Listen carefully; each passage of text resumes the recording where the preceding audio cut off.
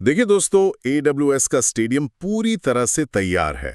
Flood lights on हैं और pitch पर बिल्कुल हरा घास चमक रहा है। बिल्कुल। माहौल एकदम सेट है और आज हम यहाँ CLFC Zero to एग्जाम के लिए एक जबरदस्त डीप डाइव रिवीजन मैच खेलने वाले हैं। एकदम रवि शास्त्री स्टाइल में कहूँ तो action is about to begin.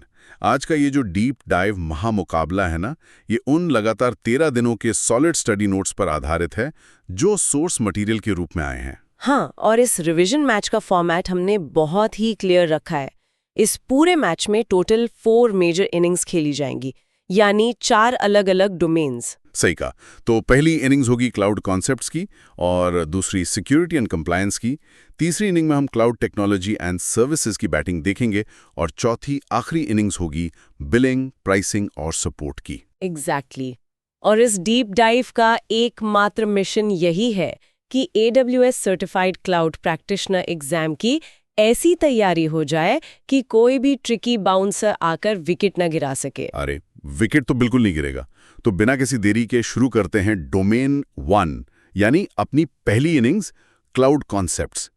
Pitch बिल्कुल फ्रेश है, तो सबसे पहले अगर बेसिक डेफिनेशन पर नजर डालें तो ये क्लाउड कंप्यूटिंग आखिर है क्या?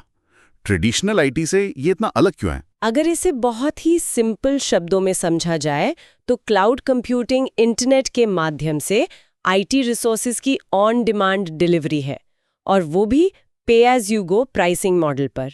पे एज यू गो मतलब जितना यूज किया सिर्फ उतने का ही बिल देना है? बिल्कुल। ट्रेडिशनल IT में पहले हार्डवेयर ऑर्डर करना पड़ता था, सर्वर आने में महीनों लग जाते थे, फिर उनको सेटअप करने में अलग टाइम लगता था। लेकिन क्लाउड में जब जरूरत हो तब रिसोर्सेज प्रोविजन किए जा सकते हैं, कोई अपफ्रंट कॉस्ट नहीं, कोई लंबे कॉन्ट्रैक्ट्स नहीं। यही तो सबसे बड़ा गेम चेंजर है। और उन स्टडी नोट्स में ना क्लाउड के 6 जबरदस्त की बेनिफिट्स बताए गए हैं। इन्हें अगर क्रिकेट के मैदान से जोड़कर देखा जाए तो पहला बेनिफिट है trade fixed expenses for variable expenses. यानी अब पूरा स्टेडियम खरीदने या मेंटेन करने की जरूरत नहीं है, बस मैच के दिन पिच का किराया चुकाना है। वाह, क्या बात है। दूसरा बेनिफिट है मैसिव इकोनॉमीज ऑफ स्केल, जहां AWS के इतने बड़े स्केल का फायदा हमें सस्ते प्राइसेस के रूप में मिलता है।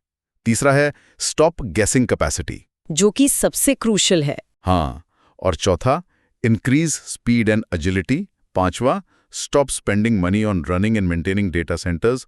और छठा सबसे बड़ा मास्टर स्ट्रोक, गो ग्लोबल इन मिनट्स। इन बेनिफिट्स को ग्राउंड रियलिटी में समझना बहुत जरूरी है, खासकर ये जो स्टॉप गेसिंग कैपेसिटी वाला पॉइंट है। पहले के इंफ्रास्ट्रक्चर में हमेशा गेस करना पड़ता था कि आगे चलकर कितने सर्वर्स की जरूरत पड़ेगी। और वही तो सबसे बड़ा रिस्क होता था ना। अगर कैपेसिटी कम पड़ गई तो एप्लीकेशन क्रैश, और ज्यादा ले ली तो पैसा बर्बाद। एग्जैक्टली। इसे तो IPL के फाइनल मैच के सिनेरियो से बिल्कुल रिलेट किया जा सकता है। मान लीजिए किसी एप्लीकेशन पर अचानक IPL फाइनल जैसा ट्रैफिक का बाउंसर आ जाए। पहले के जमाने में बस गेस किया जाता था कि स्टेडियम में कितनी कुर्सियां लगानी हैं। हाँ, कि कितने लोग आएंगे। सही बात है। अगर भीड़ ज्यादा आ गई तो लोग बाहर खड़े रह जाएंगे, और अगर कम आई तो कुर्सियां खाली रहेंगी। लेकिन AWS में ऑटो स्केलिंग पूरी बैटिंग लाइनअप अपने साथ ले आता है। जितनी जरूरत होती है उतने सर्वर्स ऑटोमेटिकली फील्ड पर आ जाते हैं, और डिमांड कम होने पर वापस चले जाते हैं। गैसवर्क का पूरा सिस्टम ही खत्म। यही तो ऑटो स्केलिंग की असली ताकत है। लेकिन यहाँ एग्जाम में एक बहुत बड़ा ट्रैप आता है जिसमें अच्छे लोग क्लीन बोल्ड हो जाते हैं। ओह, कौन सा ट्रैप? वो है रीजन और अवेलेबिलिटी जोन, यानी AZ के बीच का कंफ्यूजन। अक्सर ये गलतफहमी होती है कि एक AZ का मतलब सिर्फ एक डेटा सेंटर होता है, लेकिन नोट्स बिल्कुल क्लियर करते हैं कि AWS ग्लोबल इंफ्रास्ट्रक्चर एक स्पेसिफिक हायरार्की में काम करता है। टॉप लेवल पर होता है रीजन, जो एक ज्योग्राफिकल एरिया है, जैसे मुंबई या सिंगापुर। और हर रीजन के अंदर कम से कम 3 अवेलेबिलिटी जोन्स होते हैं। सही कहा। और इसमें सबसे इम्पॉर्टेंट टेक्निकल पॉइंट ये है कि एक अवेलेबिलिटी जोन के अंदर सिर्फ एक नहीं, बल्कि एक या एक से ज्यादा फिजिकल डेटा सेंटर्स हो सकते हैं। अरे वाह। हाँ, और ये डेटा सेंटर्स एक दूसरे से फिजिकली आइसोलेटेड होते हैं। उनका पावर, कूलिंग और नेटवर्क बिल्कुल अलग होता है, ताकि अगर एक बिल्डिंग में आग लग जाए या पावर कट हो जाए तो दूसरा चलता रहे। तो एक AZ को एक सिंगल बिल्डिंग समझना एग्जाम में पक्का माइनस मार्क्स दिलवाएगा। ये फिजिकल फैसिलिटीज का एक लॉजिकल क्लस्टर है। इस लॉजिक को स्कोरबोर्ड पर सेट रखना बहुत जरूरी है। यहां पर एक छोटा सा मेंटल पॉज बनता है। दोस्तों, थोड़ा सोचिए कि कौन सा क्लाउड बेनिफिट किसी भी ऑर्गेनाइजेशन को अपने खुद के डेटा सेंटर्स चलाने और मेंटेन करने के फिक्स्ड एक्सपेंसेस के भार से बचाता है। दिमाग में क्या आना चाहिए? नोट्स के हिसाब से इसका आंसर बिल्कुल स्ट्रेट है। Trade fixed expenses for variable expenses. Upfront capital invest करने के बजाय सिर्फ उतना ही पे किया जाता है जितना कंज्यूम होता है। एकदम सटीक।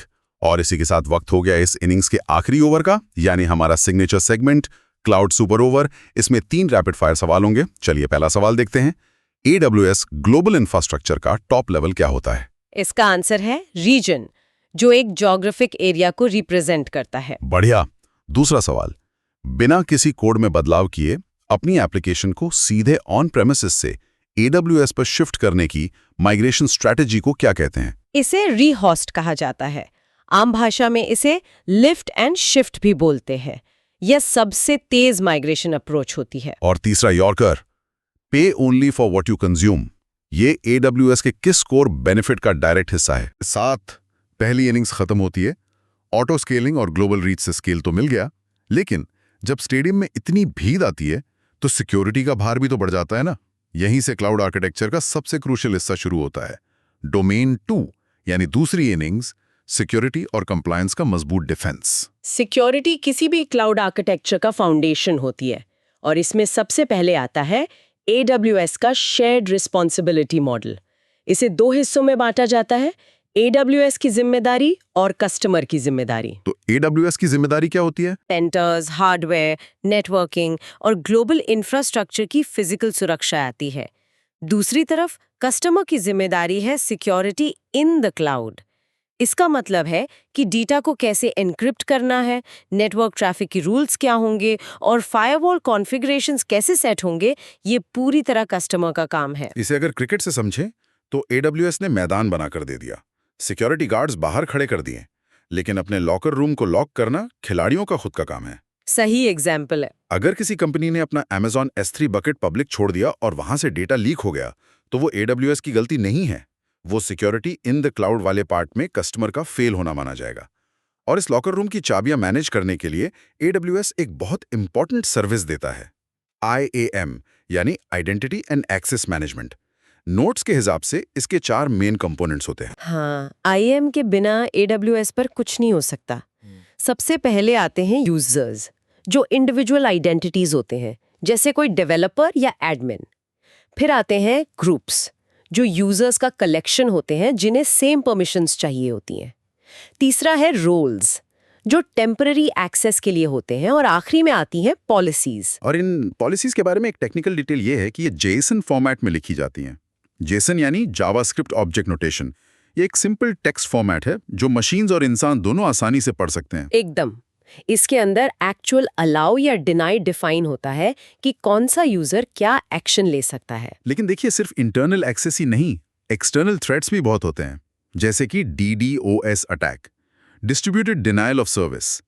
DDoS अटैक का नाम सुनकर लगता है कि कोई बहुत कॉम्प्लेक्स हैकिंग हो रही है, लेकिन असल में ये स्टेडियम के आखिरी गेट पर हजारों लोगों की फेक भीड़ जमा करने जैसा है। ये बहुत अच्छा कंपैरिजन है। अटैकर्स फेक IP एड्रेस से लगातार रिक्वेस्ट भेजते हैं, जिससे नेटवर्क जैम हो जाता है, और जो असली टिकट वाले लोग हैं वो बेचारे अंदर ही नहीं आ पाते। और इस फेक भीड़ को रोकने के लिए AWS की बिल्ट इन सर्विस है AWS शील्ड। एग्जाम के पॉइंट ऑफ व्यू से ये याद रखना जरूरी है कि AWS शील्ड स्टैंडर्ड बिल्कुल फ्री होता है और हर AWS अकाउंट में बाय डिफॉल्ट एक्टिव होता है। मतलब इसके लिए कुछ ऑन नहीं करना पड़ता? नहीं, ये ऑटोमेटिकली कॉमन और फ्रीक्वेंटली आने वाले DoS अटैक्स को ब्लॉक कर देता है बिना किसी एक्स्ट्रा कॉस्ट के। अगर किसी बड़ी एंटरप्राइज को एडवांस्ड मॉनिटरिंग और DoS रिस्पॉन्स टीम का डायरेक्ट सपोर्ट चाहिए, तभी उन्हें शील्ड एडवांस की तरफ जाना पड़ता है। ये प्रोटेक्शन बहुत जरूरी है, लेकिन एग्जाम में सिक्योरिटी से जुड़ा एक ऐसा ट्रैप आता है जिसमें अच्छे लोग कंफ्यूज हो जाते हैं। Security group versus NACL, network access control list. दोनों ही फायरवॉल्स हैं, दोनों इनकमिंग और आउटगोइंग ट्रैफिक को कंट्रोल करते हैं। तो भाई, इनमें फर्क क्या है? ये सच में क्लासिक ट्रैप है। इसे बहुत ही क्लियर टर्म्स में समझना होगा। सिक्योरिटी ग्रुप एक स्टेटफुल फायरवॉल है, ये EC2 इंस्टेंस यानी इंडिविजुअल सर्वर के लेवल पर काम करता है। स्टेटफुल होने का मतलब है कि ये प्रीवियस एक्शंस का स्टेट याद रखता है। अच्छा, तो रिटर्न ट्रैफिक का क्या होता है? अगर इसने किसी आने वाले यानी इनकमिंग ट्रैफिक को अलाउ कर दिया तो उस ट्रैफिक का रिटर्न जाना ऑटोमेटिकली अलाउ हो जाएगा। उसके लिए अलग से आउटगोइंग रूल नहीं बनाना पड़ेगा। वहीं दूसरी तरफ NACL एक स्टेटलेस फायरवॉल है। तो स्टेटलेस का क्या रोल है? ये किसी इंडिविजुअल इंस्टेंस पर नहीं बल्कि पूरे सबनेट के लेवल पर एक आउटर बाउंड्री की तरह काम करता है। स्टेटलेस का मतलब है ये कुछ याद नहीं रखता। अगर इनकमिंग ट्रैफिक अलाउ किया गया है तो आउटगोइंग ट्रैफिक को बाहर जाने देने के लिए एक नया रूल स्पेसिफिकली लिखना पड़ेगा। ओ, मतलब दोनों के लिए अलग-अलग रूल्स। हाँ, एक और बड़ा फर्क ये है कि सिक्योरिटी ग्रुप्स में सिर्फ अलाउ रूल्स बनाए जाते हैं। जो अलाउ नहीं है वो बाय डिफॉल्ट डिनाई होता है, जबकि NACL में एक्सप्लिसिटली किसी स्पेसिफिक IP एड्रेस को ब्लॉक करने के लिए डिनाई रूल्स भी बनाए जा सकते हैं। इसे ऐसे समझा जा सकता है कि सिक्योरिटी ग्रुप एक बिल्डिंग का स्मार्ट गार्ड है।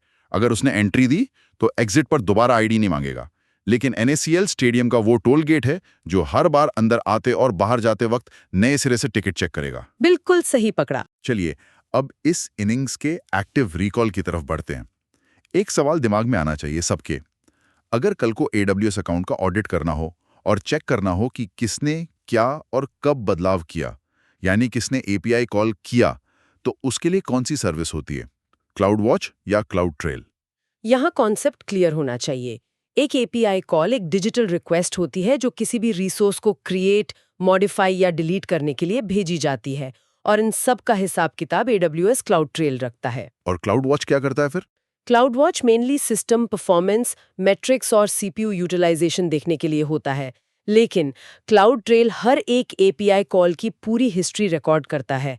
Who did what, when and from where, ये सब क्लाउड ट्रेल में सिक्योरली सेव होता है ताकि सिक्योरिटी ऑडिट में कोई प्रॉब्लम ना आए। परफेक्ट। तो अब वक्त है दूसरी इनिंग्स के क्लाउड सुपर ओवर का। तेजी से सवाल और जवाब देखते हैं। पहला, सबनेट लेवल पर फायरवॉल का काम कौन करता है? सबनेट लेवल पर हमेशा नेटवर्क ACLs यानी NACLs काम करता है। दूसरा सवाल, कौन सी सर्विस AWS रिसोर्सेज के कॉन्फ़िगरेशंस को लगातार ऑडिट और इवैल्यूएट करती है ताकि कंप्लायंस बनी रहे? कॉन्फ़िगरेशंस को ऑडिट और ट्रैक करने के लिए AWS कॉन्फ़िग का इस्तेमाल होता है। ये टाइम के साथ कॉन्फ़िगरेशन चेंजेस की पूरी हिस्ट्री दिखाता है। तीसरा सवाल, टेम्परेरी एक्सेस के लिए IAM में क्या यूज होता है जिसमें ना कोई लॉन्ग टर्म यूजर नेम होता है और ना ही कोई पासवर्ड? इसे AWS रोल्स कहते हैं। ये क्रॉस अकाउंट एक्सेस या किसी EC2 इंस्टेंस को S3 बकेट का एक्सेस देने के लिए अज्यूम किए जाते हैं। शानदार। 2 इनिंग्स पूरी हो चुकी हैं और फाउंडेशन बिल्कुल रॉक सॉलिड हो चुका है। डिफेंस सेट हो गया है, तो अब वक्त है तीसरी इनिंग्स का जहां हैवी हिटिंग होगी। Domain 3, cloud technology and services. Compute और स्टोरेज के बिना क्लाउड का कोई वजूद नहीं है ना? बिल्कुल नहीं। कंप्यूट के अंदर सबसे प्राइमरी सर्विस जो हर जगह दिखती है वो है Amazon EC2 यानी इलास्टिक कंप्यूट क्लाउड। ये बेसिक वर्चुअल सर्वर्स होते हैं, लेकिन क्लाउड का असली मजा और एग्जाम का मेन फोकस तब आता है जब मॉडर्न आर्किटेक्चर्स की बात होती है, जैसे सर्वलेस कंप्यूटिंग, जहां अंडरलाइंग इंफ्रास्ट्रक्चर को मैनेज ही नहीं करना पड़ता। यहाँ EC2 और AWS लैम्डा के बीच का टेक्निकल फर्क बहुत दिलचस्प हो जाता है। अगर क्रिकेट फॉर्मेट से रिलेट करें तो EC2 एक टेस्ट मैच के ओपनिंग बैट्समैन की तरह है। जब तक इंस्टेंस स्टॉप नहीं किया जाता, वो पिच पर डेटा रहेगा, चलता रहेगा और हर घंटे या मिनट के हिसाब से बिल आता रहेगा। सही बात है। लेकिन AWS लैम्डा एक T20 मैच का इम्पैक्ट प्लेयर है। ये पूरी तरह सर्वरलेस है। ये फील्ड पर हमेशा खड़ा नहीं रहता। लैम्डा इवेंट ड्रिवन आर्किटेक्चर पर काम करता है। मतलब जब कोई स्पेसिफिक इवेंट ट्रिगर होता है। हाँ, जैसे किसी ने इमेज अपलोड की, सिर्फ तभी लैम्डा अपना कोड एग्जीक्यूट करता है और काम खत्म होते ही गायब हो जाता है। और यहाँ एक स्ट्रिक्ट टेक्निकल लिमिट भी है। लैम्डा की मैक्सिमम एग्जीक्यूशन टाइम लिमिट सिर्फ 15 मिनट है। 15 मिनट के बाद टाइम आउट हो जाता है। ये इवेंट ड्रिवन कॉन्सेप्ट बहुत इंपॉर्टेंट है। कंप्यूट के अलावा मॉडर्न एप्लीकेशंस में कंटेनर्स का बहुत बड़ा रोल है। कंटेनर्स कोड और उसकी डिपेंडेंसीज को एक पैकेज में बांध देते हैं ताकि ऐप कहीं भी इजीली चल सके। कंटेनर्स के लिए AWS कौन सी सर्विसेज देता है? AWS पर कंटेनर ऑर्केस्ट्रेशन के लिए Amazon ECS यानी इलास्टिक कंटेनर सर्विस और EKS यानी इलास्टिक कुबरनेटिस सर्विस का ऑप्शन मिलता है। ECS AWS का अपना सॉल्यूशन है, जबकि EKS ओपन सोर्स कुबरनेटिस के लिए है। कुबरनेटिस आज के टाइम में कंटेनर मैनेजमेंट का सबसे पॉपुलर इंडस्ट्री स्टैंडर्ड है। और अगर इन्हें सर्वरलेस बनाना हो तो इन कंटेनर्स को बिना सर्वर मैनेज किए चलाने के लिए AWS Fargate नामक सर्वरलेस कंप्यूट इंजन का इस्तेमाल होता है। कंप्यूट के बाद स्टोरेज एक और लंबा छक्का लगाने वाला टॉपिक है, क्योंकि यहाँ एक बहुत बड़ा एग्जाम ट्रैप छुपा हुआ है। EBS इलास्टिक ब्लॉक स्टोर और EFS इलास्टिक फाइल सिस्टम के बीच में डिफरेंस। दोनों स्टोरेज हैं, दोनों EC2 के साथ लगते हैं, तो इन्हें अलग कैसे पहचाना जाए? फर्क इनके आर्किटेक्चर, प्रोटोकॉल और स्केल में होता है। EBS को एक एक्सटर्नल हार्ड ड्राइव की तरह सोचा जा सकता है, जो डायरेक्ट ब्लॉक लेवल एक्सेस देती है। ये ऑपरेटिंग सिस्टम्स या डेटाबेसेस इंस्टॉल करने के लिए बेस्ट है। लेकिन इसकी लिमिट क्या है? इसकी सबसे बड़ी लिमिट ये है कि एक EBS वॉल्यूम एक वक्त में सिर्फ एक EC2 इंस्टेंस के साथ कनेक्ट हो सकता है और दोनों का एक ही अवेलेबिलिटी जोन में होना लाजमी है। इसके ऑपोजिट EFS एक फाइल स्टोरेज सिस्टम है जो NFS प्रोटोकॉल यूज करता है। अच्छा, तो EFS मल्टीपल इंस्टेंसेस के लिए है। एग्जैक्टली इसकी खासियत यह है कि मल्टीपल EC2 इंस्टेंसेस जो अलग-अलग अवेलेबिलिटी जोन्स में भी हो सकते हैं, एक ही समय में एक सिंगल EFS फाइल सिस्टम को एक्सेस कर सकते हैं। तो अगर किसी वेबसाइट का कंटेंट हर सर्वर पर सेम रखना हो तो वहां EFS फिट बैठता है। सिंगल इंस्टेंस के लिए EBS और शेयर्ड फाइल स्टोरेज के लिए EFS। इसे सुनकर EBS और EFS का स्कोर बोर्ड बिल्कुल क्लियर हो जाता है। इस पर एक और रिकॉल क्वेश्चन बनता है दोस्तों, दिमाग पर जोर डालिए। EC2 इंस्टेंस के लिए कौन सा स्टोरेज बिल्कुल टेम्परेरी होता है, जिसमें अगर इंस्टेंस को स्टॉप या टर्मिनेट कर दिया तो उस हार्ड ड्राइव का सारा डेटा हवा में उड़ जाता है, यानी परमानेंटली लॉस्ट हो जाता है? उस टेम्पररी स्टोरेज को EC2 इंस्टेंस स्टोर कहते हैं। ये फिजिकली उस होस्ट कंप्यूटर के मदरबोर्ड से अटैच्ड होता है जिस पर EC2 चल रहा है। क्योंकि ये फिजिकल डिस्क होती है, इसकी स्पीड और परफॉर्मेंस बहुत फास्ट होती है। ये बफर्स, कैशेस या टेम्पररी डेटा प्रोसेसिंग के लिए आइडियल है। लेकिन डेटा परसिस्टेंट नहीं होता ना? नहीं, अदर इंस्टेंस स्टॉप हुआ तो डेटा हमेशा के लिए गया। परसिस्टेंट स्टोरेज के लिए हमेशा EBS की तरफ जाना पड़ता है। सही जवाब। लीजिए, तीसरा क्लाउड सुपर ओवर आ गया है। फोकस बनाए रखें। पहला सवाल, कौन सी नेटवर्किंग सर्विस यूजर्स को AWS के ग्लोबल नेटवर्क के थ्रू सबसे नज़दीकी और हेल्दी सर्वर पर भेजती है ताकि लेटेंसी कम हो और परफॉर्मेंस बढ़े? इसे AWS ग्लोबल एक्सेलरेटर कहते हैं। ये इंटरनेट कंजेशन से बचने के लिए AWS के प्राइवेट नेटवर्क का इस्तेमाल करता है। दूसरा सवाल, Amazon S3 में ऑब्जेक्ट डेटा को ऑर्गेनाइज करने के लिए रूट लेवल पर क्या इस्तेमाल किया जाता है? S3 में डेटा हमेशा बकेट्स के अंदर स्टोर होता है और हर बकेट का नाम ग्लोबली यूनिक होना चाहिए। तीसरा सवाल, अभी जिसका जिक्र हुआ था, AWS Fargate क्या है? ये कंटेनर्स के लिए एक सर्वरलेस कंप्यूट इंजन है, जहां अंडरलाइंग सर्वर्स प्रोविजन या मैनेज नहीं करने पड़ते। शानदार। तीसरी इनिंग्स में कंप्यूट और स्टोरेज की भरपूर नॉलेज कवर हो गई। लेकिन मैच जीतने के लिए सिर्फ रन्स बनाना काफी नहीं होता। आखिर में स्कोरबोर्ड और बजट दोनों मैनेज करना आना चाहिए। इसीलिए हम आते हैं अपनी चौथी और आखिरी इनिंग्स पर, domain 4, billing, pricing and support. ये डोमेन रियल वर्ल्ड एडमिनिस्ट्रेशन के लिए बहुत मायने रखता है। जब एक बड़ी ऑर्गेनाइजेशन क्लाउड अडॉप्ट करती है तो उनके पास सिर्फ एक AWS अकाउंट नहीं होता। डेव टीम का अलग अकाउंट, टेस्टिंग का अलग और प्रोडक्शन का अलग अकाउंट होता है ताकि ब्लास्ट रेडियस कम रहे। तो इनको मैनेज कैसे करते हैं? इन मल्टीपल अकाउंट्स को एक सेंट्रल लोकेशन से मैनेज करने के लिए और बिलिंग कंसोलिडेट करने के लिए AWS ऑर्गेनाइजेशंस का इस्तेमाल किया जाता है। इसके अंदर अकाउंट्स को लॉजिकली ग्रुप करने के लिए ऑर्गेनाइजेशनल यूनिट्स यानी OUs बनाए जाते हैं। अगर AWS ऑर्गेनाइजेशंस को किसी स्ट्रक्चर से कंपेयर किया जाए तो ये एक सेंट्रल गवर्निंग बॉडी जैसा है। जैसे एक मेन हेडक्वार्टर होता है और उसके नीचे अलग-अलग ब्रांच ऑफिसेज या OUs होते हैं। एक बड़ी टेक कंपनी में डेव, QA और प्रॉड टीम्स के अकाउंट्स को आइसोलेट करके सिक्योर रखने के लिए ये सेटअप बहुत जरूरी है। बिल्कुल सही एग्जाम्पल है। अब इस हेडक्वार्टर को अगर कोई जनरल रूल पूरी कंपनी पर लगाना हो तो उसके लिए AWS में यूज होता है SCP यानी सर्विस कंट्रोल पॉलिसी। SCPs का फंक्शन समझना एग्जाम के लिए बहुत ज़रूरी है। SCPs AWS ऑर्गेनाइजेशंस के अंदर ऐसी पॉलिसीज होती हैं जो मैक्सिमम परमिशन बाउंड्रीज सेट करती हैं। अगर किसी SCP ने किसी स्पेसिफिक सर्विस को एक्सप्लिसिटली डिनाई कर दिया है, तो चाहे उस अकाउंट का एडमिन ही क्यों ना हो, वो उस सर्विस को इस्तेमाल नहीं कर पाएगा। लेकिन इसमें एक बहुत बड़ा कैच भी तो है, जो एग्जाम में एक ट्रिकी बाउंसर बनकर आता है। सवाल पूछा जाता है कि क्या एससीपी खुद आईएम यूजर्स को डायरेक्टली परमिशंस ग्रांट करता है? यही तो असली ट्रिक है। SCPs परमिशंस ग्रांट नहीं करते, वो सिर्फ परमिशंस को रिस्ट्रिक्ट करते हैं या फिल्टर करते हैं। अगर SCP ने अलाउ कर भी दिया, तो भी उस पर्टिकुलर यूजर के पास IAM पॉलिसी में वो परमिशन अलग से होनी चाहिए, तभी वो एक्सेस कर पाएगा। दोनों जगह अलाउ होना जरूरी है। इस पॉइंट को क्लियर रखना जरूरी है दोस्तों। अब आते हैं इस डोमेन के सबसे बड़े ट्रैप पर, जहां दो सर्विसेज के नाम सुनकर हमेशा कंफ्यूजन क्रिएट होता है। एग्जाम में Amazon इंस्पेक्टर और AWS ट्रस्टेड एडवाइजर दोनों ऑप्शंस एक ही सवाल के नीचे बैठे होते हैं। इन दोनों को अलग कैसे पहचाना जाए? ये दोनों टूल्स इवैल्यूएशन का काम करते हैं, पर उनका फोकस बिल्कुल अलग है। Amazon इंस्पेक्टर एक ऑटोमेटेड वल्नरेबिलिटी मैनेजमेंट सर्विस है। ये EC2 इंस्टेंसेस, कंटेनर्स और लैम्डा फंक्शंस के अंदर software flaws, network reachability issues और सिक्योरिटी वल्नरेबिलिटीज ढूंढता है। इसका फोकस प्योरली सिक्योरिटी और कोड वल्नरेबिलिटीज पर है।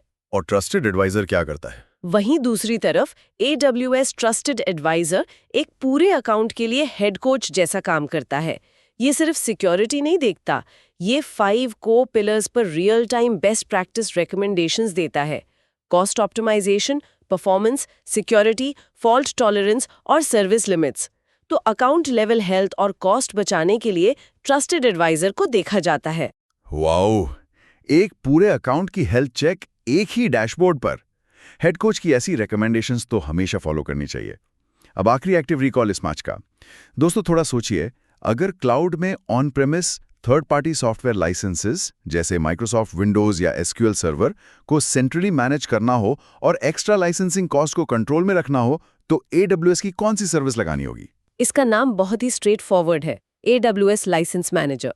ये सर्विस एग्जिस्टिंग लाइसेंसेस का हिसाब रखती है और रूल्स बनाती है ताकि ऑर्गेनाइजेशंस लिमिट क्रॉस करके पेनल्टी ना भरें। Spot on. और लीजिए, आज के इस इंटेंस रिवीजन मैच का फाइनल क्लाउड सुपर ओवर आ गया। ध्यान से सुनिएगा।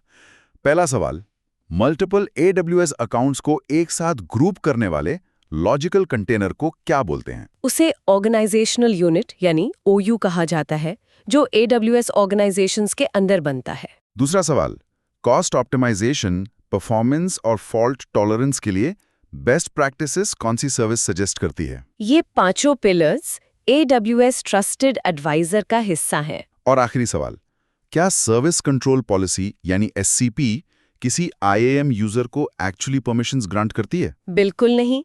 SCP सिर्फ एक परमिशन बाउंड्री सेट करती है। IAM परमिशंस ग्रांट करने का काम सिर्फ IAM पॉलिसीज का होता है। Out of the park. और इसी के साथ ये डीप डाइव रिवीजन महामुकाबला पूरा होता है। एक क्विक 1 मिनट स्कोरबोर्ड रिकैप लेना तो बनता है। आज के स्कोरबोर्ड पर देखा जाए तो सबसे पहले क्लाउड कॉन्सेप्ट्स के मैदान में हमने 6 की बेनिफिट्स पर चर्चा की और ऑटो स्केलिंग से गेसवर्क का दी एंड हुआ। हाँ, और दूसरी इनिंग्स में शेयर्ड रिस्पॉन्सिबिलिटी मॉडल और IAM पॉलिसी समझी और सिक्योरिटी ग्रुप की स्टेटफुल नेचर और NACL के स्टेटलेस नेचर के फर्क को क्लियर किया। तीसरी इनिंग्स में EC2 और लैम्डा, जो कि 15 मिनट का T20 इम्पैक्ट प्लेयर है, उसको कंपेयर किया और EBS वर्सेस EFS के आर्किटेक्चर को समझा। आखिरी इनिंग्स में AWS ऑर्गेनाइजेशंस की सेंट्रल मैनेजमेंट और head coach AWS Trusted Advisor के 5 पिलर से कॉस्ट और हेल्थ ऑप्टिमाइज करना सीखा। एक एब्सोल्यूट मास्टर क्लास थी ये। सच में एक बहुत ही स्ट्रक्चर्ड और सॉलिड रिवीजन थी। इन चारों डोमेन्स के कॉन्सेप्ट और सर्विसेज के की डिफरेंसेस को क्लियर रखने से एग्जाम में दिए गए किसी भी ट्रैप को आइडेंटिफाई करना बहुत आसान हो जाएगा। लेकिन कहानी यहाँ खत्म नहीं होती, ये तो बस शुरुआत थी। अगले डीप डाइव रिवीजन मैच में नेटवर्किंग के जबरदस्त बाउंसर्स जैसे VPC, सबनेट्स, राउट टेबल्स और AWS डेटाबेसेस के बिल्कुल सटीक यॉर्कर्स का सामना करना होगा। तो प्रिपरेशन पूरी रखिएगा। और उस मैच से पहले मैं एक बहुत ही डीप और सोचने लायक सवाल छोड़कर जा रही हूँ। क्लाउड ने पे एज यू गो और गो ग्लोबल इन मिनट्स का कॉन्सेप्ट तो दे दिया।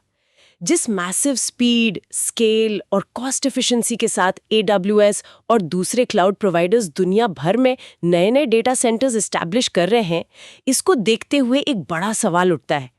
क्या आने वाले 10 सालों में किसी भी एवरेज टेक कंपनी के लिए अपना खुद का physical on premises data centre खड़ा करना या चलाना सिर्फ हिस्ट्री की किताबों में सिमट कर रह जाएगा? क्या ऑन प्रेम हार्डवेयर पूरी तरह एक्सटिंक्ट हो जाएगा?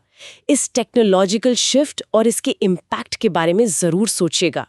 एक बहुत ही डीप और आगे के क्लाउड रेवोल्यूशन को डिफाइन करने वाला सवाल यहाँ छोड़ा गया है। इस पर दिमाग की पिच पर प्रैक्टिस जरूर होनी चाहिए। आज का ये रिवीजन मैच यहीं समाप्त होता है।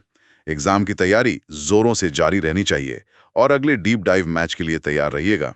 अलविदा दोस्तों।